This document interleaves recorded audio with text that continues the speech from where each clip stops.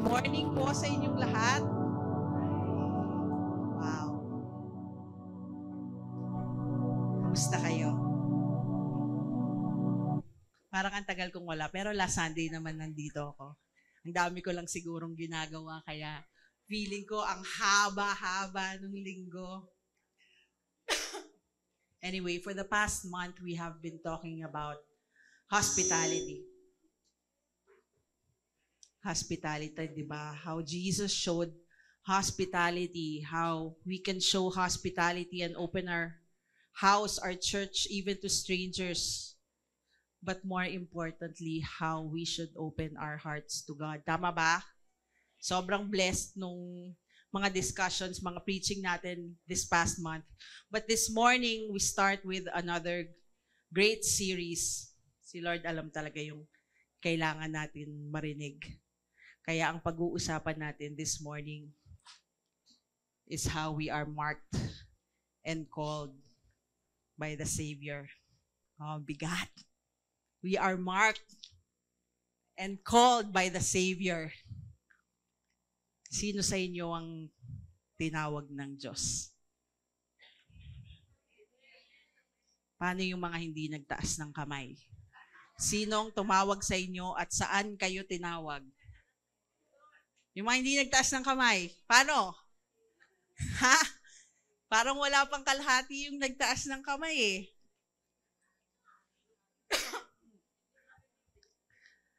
Hindi naman lahat tayo tinawag sa pare-parehong paraan.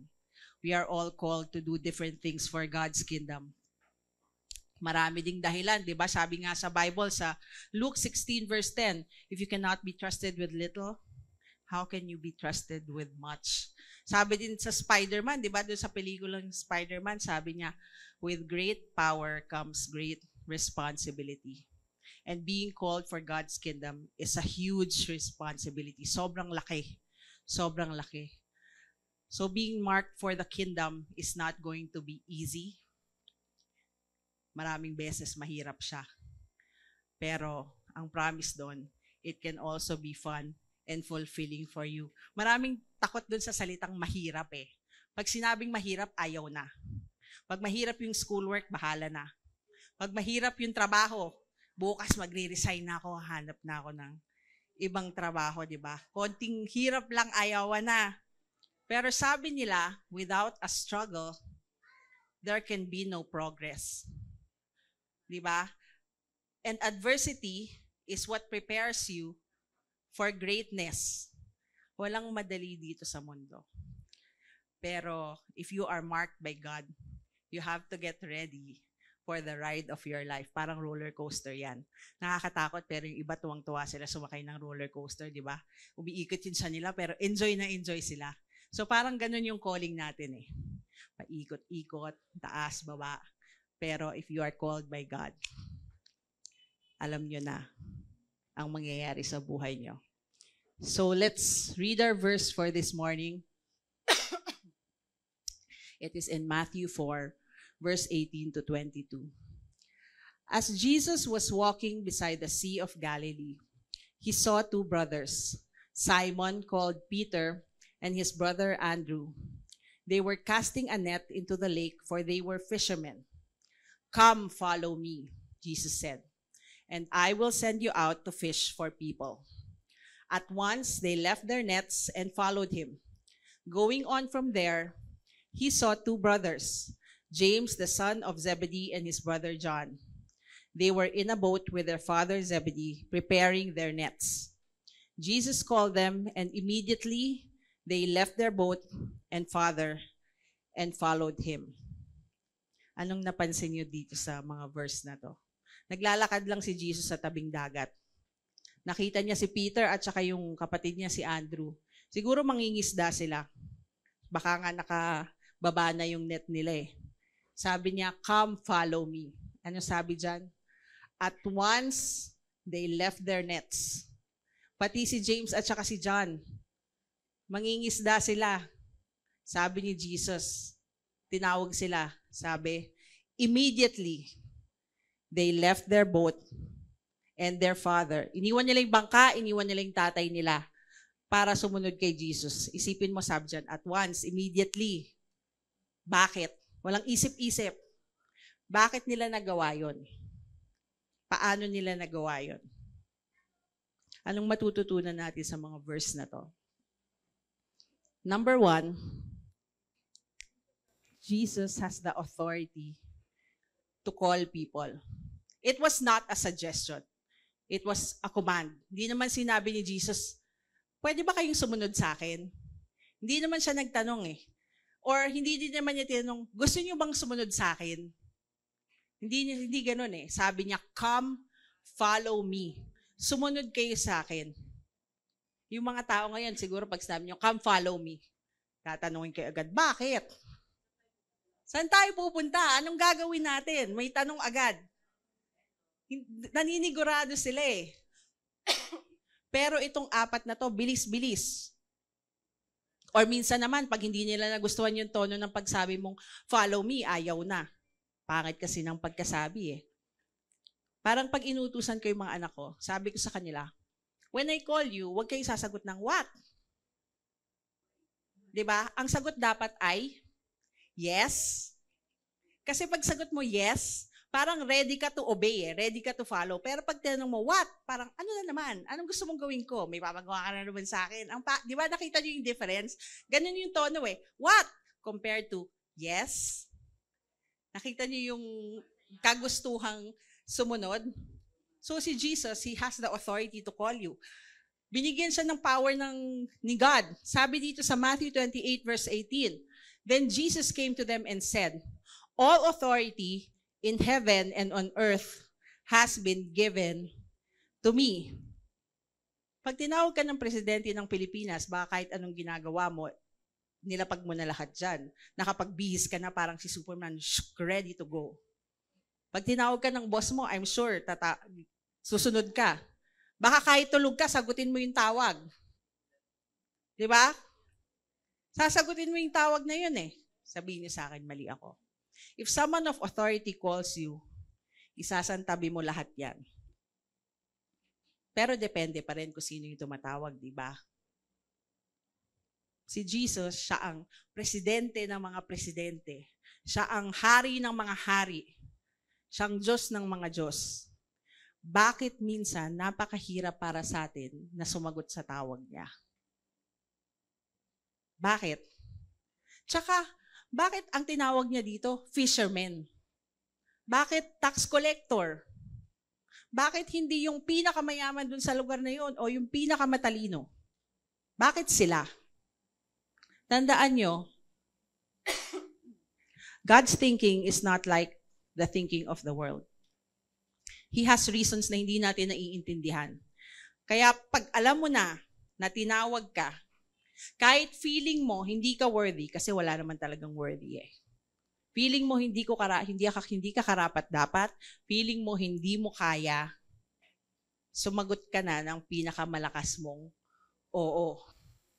Kasi, we have to answer His call immediately. Mabilis. Sinong nag-uunahan pag may pinapagawa? Pahirapan humanap ng workers ngayon. Lalo na pag wala namang bayad, pag wala namang ibibigay, pag feeling nila wala silang makukuha, pahirapan humanap ng workers ngayon. Tama ba ako? Pero sabi dito, sabi ni Isaiah sa Isaiah 6 verse 8, I heard the voice of the Lord saying, whom shall I send, and who will go for us? And I said, here I am. Send me. Pag hindi ka sumagot agad, dahil may ginagawa ka pa, or nag-iisip ka pa, may ibang sasagot dyan sa tawag na yan. And you lost your chance. May iba nang gagawa, hindi na ikaw. If you lose your chance, you lose the blessing also. Kasi iniisip mo pa saan kaya ako dadalhin? Ano kayang papagawa sa akin? Mahirap kaya yun? Mabigat kaya yung bubuhatin ko? Mahaba kaya yung isusulat ko? Malayo kaya yung lalakbayin ko? Kasi hindi lang naman ikaw yung tinawag. Maraming tinawag. Ang tanong, sino yung sasagot? In this case, sino yung unang sasagot? Sino yung mabilis pa sa 4:00? Yes, Lord. I will follow you. Kaya sabi ni Isaiah, here I am. Send me. Ikaw, pag tinanong ni God, who can I send? Are you going to say yes right away? Sabi nila, if it is your calling, it will keep on calling. Alam mo, pwede mo naman takbuhan yung calling mo eh. Parang ginawa ni Pastor Alex dati. Takbo siya ng takbo kung saan pa siyang bansa umabot. Pag may bumabati sa kanya dati, sabi nila, Pastor Alex! Sabi ni Pastor Alex, photographer na po ako ngayon. Hindi na po ako pastor. Pero, if it's your calling, it will keep on calling. May kanta yung bandang Def Leppard. Hindi ko alam kung kilala niyo yun. It's an old rock band. May kanta sila, ang title ng kanta nila, Two Steps Behind. Sabi nung lyrics nung kanta, walk away if you want to. It's okay if you need to. You can run, but you can never hide. You can never hide from the shadow that's creeping up beside you. Whatever you do, I'll be 2 steps behind you. Wherever you go, I'll be there to remind you that it only takes a minute of your precious time. So turn around, I'll be 2 steps behind. Sabi ng calling mo. Kahit anong gawin mo, pag ikaw yung tinawag, andyan lang siya, sunod ng sunod sa'yo, kahit saan ka magpunta, kahit saan ka magtago, hindi ka makakatago, makakatakbo ka lang, pero andyan pa rin siya sa likod mo. Kasi kung ikaw yung minarkahan, kahit saan ka magpunta, hahabulin ka niya. Kaya sagutin mo na agad yung tawag sa'yo. Kasi, He calls us for a purpose. God calls us for a purpose. Sabi dito sa 1 Peter 2:9, you are a chosen people, a royal priesthood, a holy nation, God's special possession, that you may declare the praises of Him who called you out of darkness into His wonderful light. His purpose is always good. Ginawa tayo ng Diyos para sa gawain niya eh, for His kingdom. Hindi lang para mag-happy-happy tayo dito sa mundo at gawin ko ano lang yung gusto natin. Ultimately, we are here kasi meron siyang mission para sa atin. Alam niyo ba kung ano yung purpose niyo? Sinong may alam ng purpose niya dito? Ang dami nagtatanong, what is the meaning of life? Kung saan sila naghahanap. Pinuntahan na lahat ng religion, Buddhism, kung ano-ano, para hanapin, ano bang ibig sabihin ng buhay? Hindi kasi nila alam yung purpose nila eh. Kaya hindi nila masagot yung tanong na yon. If you know your purpose in this world, you will know na ang buhay ay napaka-precious. At malalaman nyo rin kung ano yung ibig sabihin ng buhay talaga. Kung hindi naman, you will keep on searching until you find it. At alam nyo ba kung saan nyo makikita yon? Your life purpose can only be found in God. Tama ba? Kay God nyo lang makikita yung purpose nyo. Wala nang iba. Hindi kay Buddha, hindi kay Confucius, hindi kung kanino mang pinapaniwalaan nila. Wala. Kay God nyo lang makikita yon. So, anong gagawin natin ngayon? Ngayong alam natin that Jesus has the authority to call people and we have to answer His call and He calls us for a purpose. What are we going to do? Hanggang doon na lang ba yun? Alam natin yun. Siyempre, kailangan mo munang i-recognize kung sino si Jesus sa buhay mo. Recognize who Jesus is in your life. Naalala nyo, tinanong niya yung mga apostles. Sabi niya dito sa Matthew 16:15 verse 16. But what about you, he asked. Who do you say I am? Simon Peter answered, you are the Messiah, the Son of the living God. Sino si Jesus sa buhay ninyo? Kay Peter, siya yung Messiah, the Son of the living God. Kung sino si Jesus sa'yo, doon magdedepende yung sagot mo sa calling niya eh.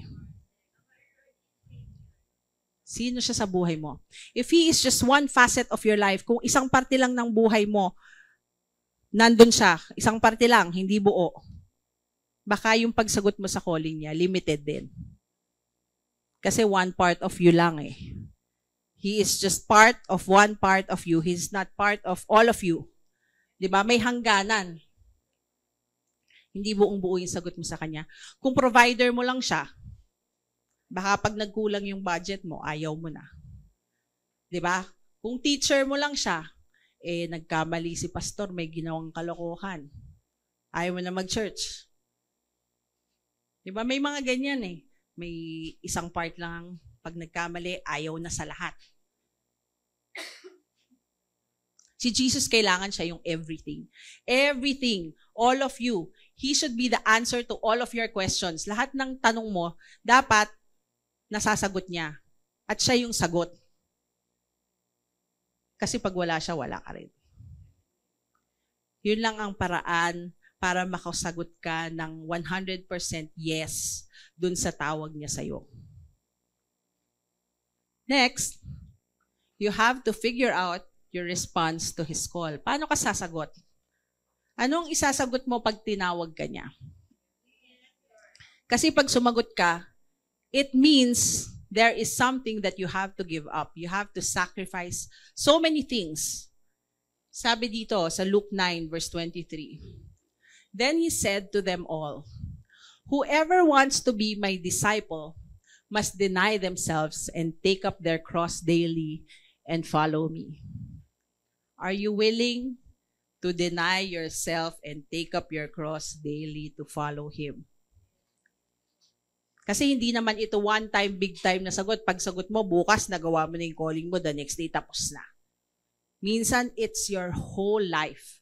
Buong buhay mo yun calling, buong buhay mo yun gagawin. Are you willing to take up your cross every day, sacrifice your time? Sabi ko nga kay Pastor Alex, grabe, ang dami natin ginagawa dito sa Rev.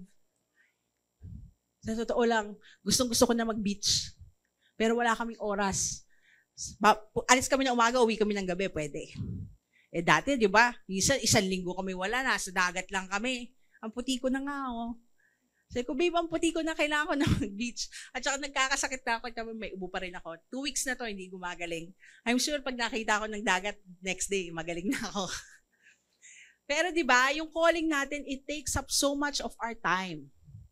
Na pag hindi mo talaga yung calling, pag hindi mo talaga sinagot yun ng 100% with all your heart, you will get tired. And minsan, you will despise it. You will not like it. Hindi mo na siya magugustuhan kasi ubos oras na eh. Ubos na oras mo eh. Hindi ka na makalabas kasama barkada mo. Diba? Hindi na nga ako nakakanood ng TV. Minsan excited ako manood lang ng TV. Isang show lang. Isang pelikula lang, which is 1.5 hours. Minsan yun na lang yung goal ko, sana makanood ako ng TV. Namimiss ko na manood ng TV, babaw, no?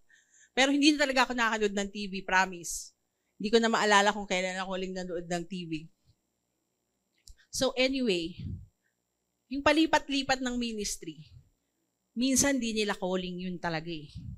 Nadadala lang sila kasi yung friend nila nandun. Kasi cute yung isang nandun, kaya nandun din sila, di ba? O, totoo naman, umamin kayo mga teens.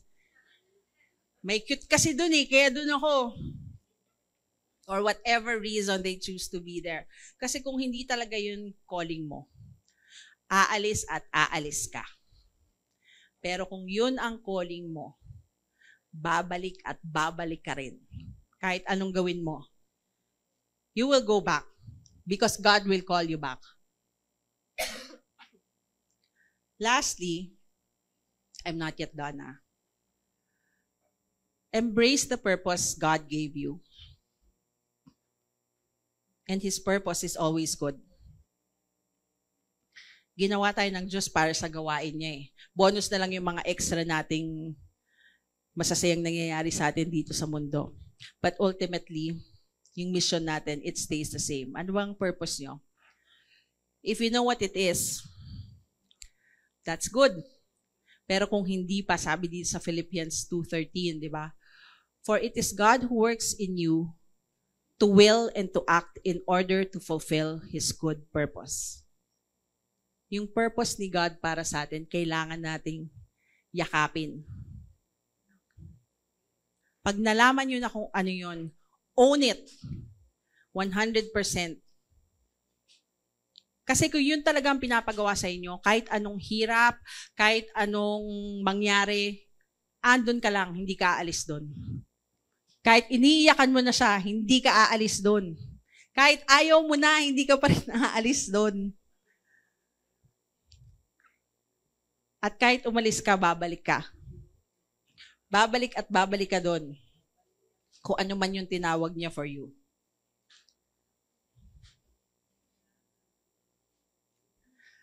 Yung mga taong tinawag, tapos sumagot sila, tapos alam nila yung purpose nila. Alam nila na dapat silang sumagot eh.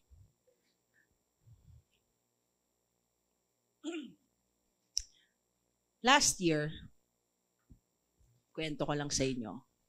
Actually, nakwento ko na to sa iba. Other people may know it. But I want to share with you something. Last year, nagpunta kami Singapore ni Pastor Alex, di ba, for our 15th anniversary. Sumakto na yung araw na wala kaming gagawin, may conference yung Awaken Generation. So pumunta kami. Pagkatapos ng conference, in-invite kami nung leaders nila na pumunta dun sa graduation ng worship school nila. So nagpunta kami sa graduation. Alam niyo naman mga Pilipino, minsan di makahindi, di ba? So pumunta kami. Wala rin naman kaming gagawin. So sabi niya, okay, we will go. Sige, sabi namin, we will go. So yan, meron silang worship mentorship school. So habang nag-graduation, di ba, lahat ng mga tao umaakit dyan.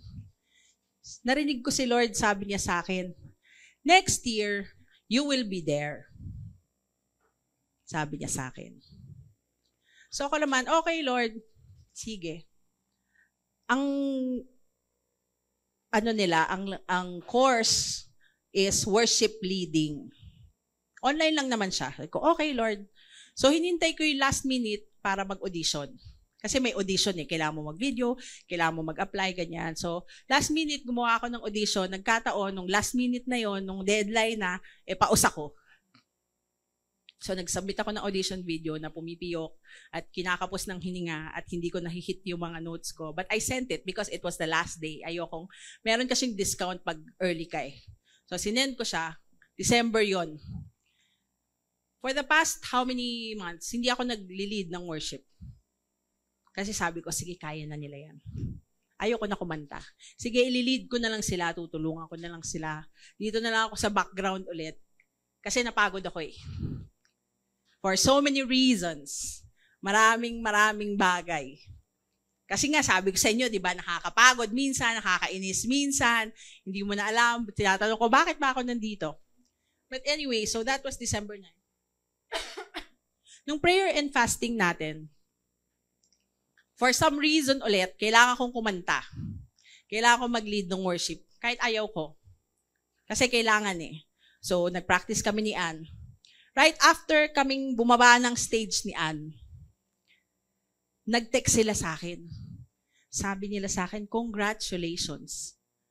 You have been accepted to our worship leading stream. That was January. Sabi ko, okay Lord, sabi mo eh. Hindi ito libre ah. Meron itong tuition. At ang tuition niya ay katumbas ng parang isang taong college. Ganun. Hindi siya mura. Hindi siya 5,000 pesos, 10,000 pesos. Pero hindi ko siya iniisip kasi sabi mo Lord, mag-enroll ako eh. O di sige, ikaw rin ang bahala dyan sa tuition na yan. So may deadline na ng tuition, di ba? Deadline na. Isipin nyo, may nagsagot ng tuition ko. Buong tuition ko. Hindi yung 1 month lang. Kasi syempre pag tuition, di ba, you can pay monthly, quarterly, ganyan. Sinagot niya yung buong tuition ko. Sabi niya, sinabi daw sa kanya ni Lord na sagutin yung tuition ko. Sabi niya sa akin, gusto ko lang enjoyin mo yung klase mo. So last minute ulit, nag-enroll ako. So ngayon, yes, I am representing Revelation City Church dito sa school ng Awaken Generation sa Singapore. Christina, sing it mo.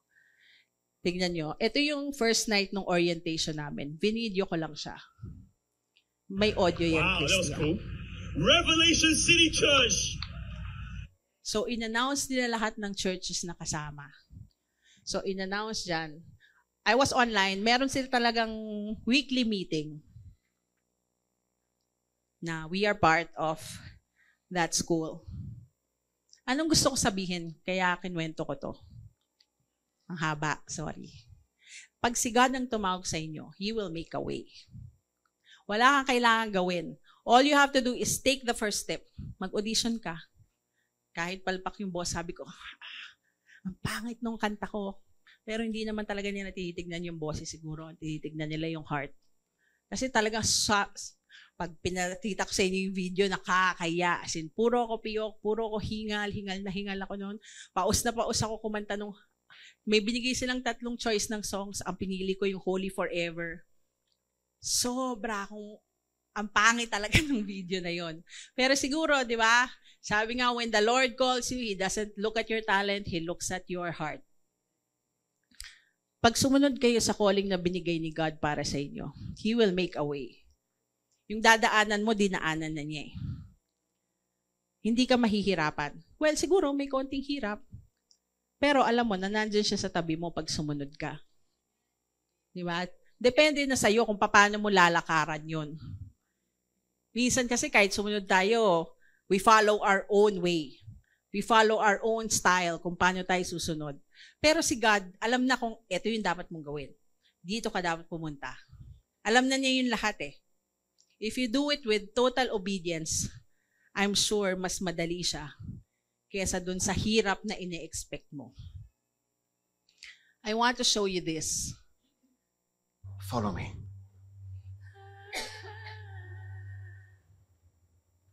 You as well. Yes, you, James and John. Come, follow me. He said he was building a kingdom, a fortress stronger than stone. I believed him. Join me, and I will show you a new way to count and measure, a different way of seeing time. Matthew, son of Alphaeus, follow me. It's a very short message. Only 2 words. Mine is also short. Follow I me. will. I saw you under the fig tree. Rab, There it is. without my secret dagger, why do you need someone like me? I have everything I need, but I wanted you. Will you praise God? Every day. Well, in that case, Judas, follow me. Kita nyo si Judas, di ba? Tinawag niya. Follow me. Sabi nung isa, bakit mo ako kailangan? Sabi ni Jesus, hindi kita kailangan. Pero gusto kita. I don't need you. I have everything I need. But I want you. It's the same thing na sinasabi niya sa inyo. Normal lang naman silang tao, di ba? Yung isa nga, mamamatay tao pa eh. Yung isa, tax collector. Pero si Judas, kita nyo? Si Judas. Sa ano to eh, ito yung scene sa The Chosen. Yung series na The Chosen. Si Judas, tinawag din niya. Lahat sila sumagot. Right away. Immediately. Isang kasap mata, sagot. Bakit nila nagawa yun? Kasi kilala nila si Jesus. Itong mga taong to, wala pang Bible dati. Pero may mga scrolls, may mga writings, di ba? Minimemorize nila yun. Kaya bago pa dumating si Jesus, na-recognize na nila, alam na nila, ito yun, ito yung Messiah, ito yung hinihintay natin matagal na. Kaya nung tinawag sila, they knew. Alam nila na si Jesus yung hinihintay nila matagal niya. They knew that they should follow Him. Nagbabasa ako ng libro isang beses. It's not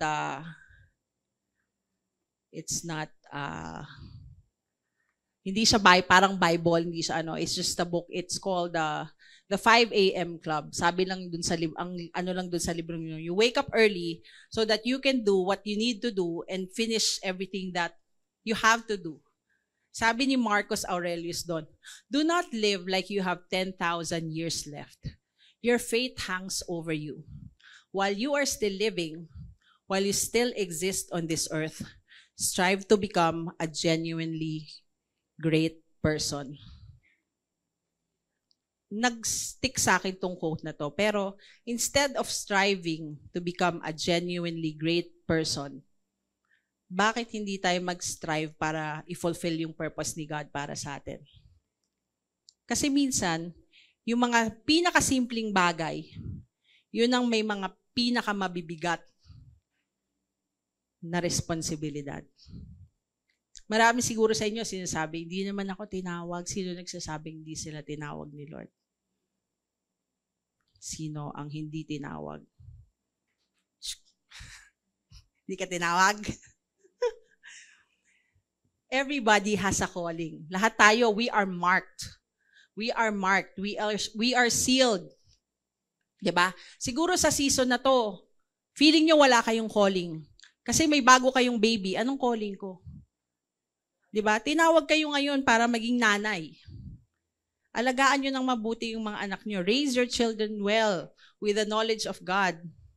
Diba? Kunyari ngayon, wala kayong magawa. Estudyante lang kayo sa school. Sobrang busy. Buong araw kayo nasa school, aga-aga aalis, gabi na uuwi. Do everything with excellence. Wag yung 75, okay na. 'Di ba? Try yung palagi ko sinasabi sa mga D-group ko, subukan yung maging uno. Subukan yung magkaroon ng uno. Makikita niyo yung diferensya ng pakiramdam nyo na pumasa lang kayo kesa dun sa ang taas ng grade nyo. Do everything with excellence. Ngayon, ano ka? Teacher? Diba? Teach your students how to be like Jesus.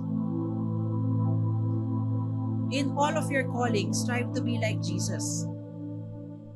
Kasi yun talaga yung tinutumbok ng lahat ng ito. May isa akong slide na hindi nasama dyan. But anyway, it said, being a follower of Jesus means we order our lives around 3 primary purposes. Kailangan daw nating kasama si God araw-araw. Kailangan nating maging parang si Jesus. We have to become like Jesus. And we have to do what Jesus did.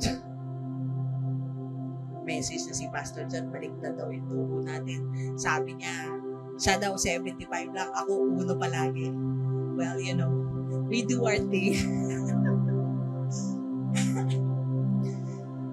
When you know Him, you are with Him. Paano mo siya makikilala? You read your Bible every day. I cannot specify this enough. You read your Bible every day kasi it's the only way na makikilala mo siya talaga eh. Diba? Pag kilala mo siya, andyan siya sa tabi mo araw-araw. You walk with Him, you spend time with Him every day, lahat ng gagawin mo kasama mo siya. Ayan pala. Lahat na gagawin mo, kasama mo siya. You have to be with Him. Or else, yung mga decision na gagawin mo, yung mga choices na gagawin mo, pwede na. Okay lang. Pero kailangan nga, di ba? We strive for excellence. Not perfection. We strive to do the best in everything that we do. When you know Jesus, when you are with Jesus every day, you start becoming like Him. Di ba palagi natin sinasabi, sanctification is a lifelong process. Pero mararamdaman natin, little by little, we are being fixed. Naayos tayo konti-konti. Umabait tayo. Nagiging maayos yung buhay natin. Kasi kilala natin si God eh. Tama ba? Pag kilala natin siya, we strive to become like Him. Finally, because of this, because you know Jesus, you read your Bible every day, because little by little, you are being sanctified, you are becoming like Him, you do what He did. Ginagawa na natin kung ano yung mga ginagawa niya. Start with the little things. Yung mga maliliit na bagay, mag-attend ka ng D-group, tumulong ka dito sa church, kahit hindi naman malaking ministry, di ba? Yung magdampot ka ng isang pirasong papel na nakita mo dyan, hindi naandaanan mo lang, malaking bagay yun, hindi nagagawin ng mga boy. Pag may natapon, punasan mo or something. Little things. Mamaya kaya mo na mag-pray para sa mga tao. Di ba? Mamaya kaya mo nang magpagaling, mag-cast out ng demons. Konti-konti naman yan eh. Hindi natin dapat sasabihin, hindi ko kaya yun. Sila lang yung kakagawa nun. Si Pastor John lang, si Pastor Monique, si Pastor Alex. Yan din sabi ko dati. Sige, kayo na lang, andito lang ako. I will back you up. Pero hindi eh. Meron ding call para sa inyo. At kailangan nyo yun sagutin. Take small steps, tiny steps. It always starts from there. Small little steps. Baby steps. Hanggang sa lumaki na yung steps nyo. Dahil alam nyo na kaya nyo na. Actually, hindi nyo kaya, kaya ni God. Kaya niya lahat.